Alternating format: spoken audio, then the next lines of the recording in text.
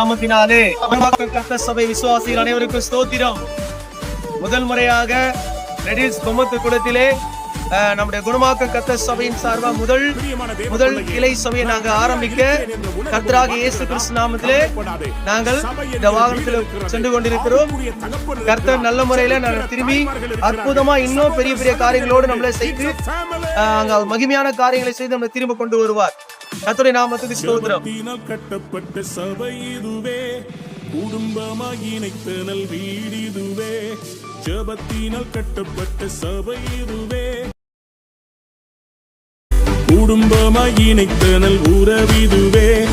ஆவியின் நல்ல தகப்பனே, சபை முழுவதும் எங்கள் சொந்தமே, வேற்றுமைகள் இங்கு இல்லையே, கிறிஸ்துவின் சரீரமே, நாங்கள் கிறிஸ்துவின் சரீரமே.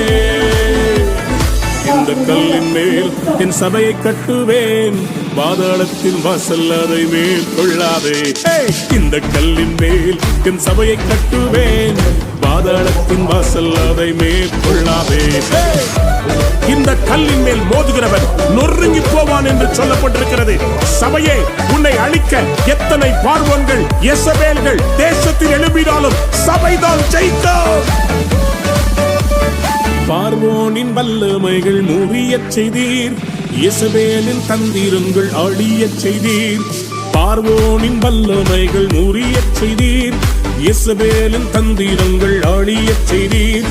எழுப்புதல் தரும் அக்கினி எங்கள் ஜெபத்திலே பற்றி எரியுதே, தடைகளை அது தகர்க்குதே.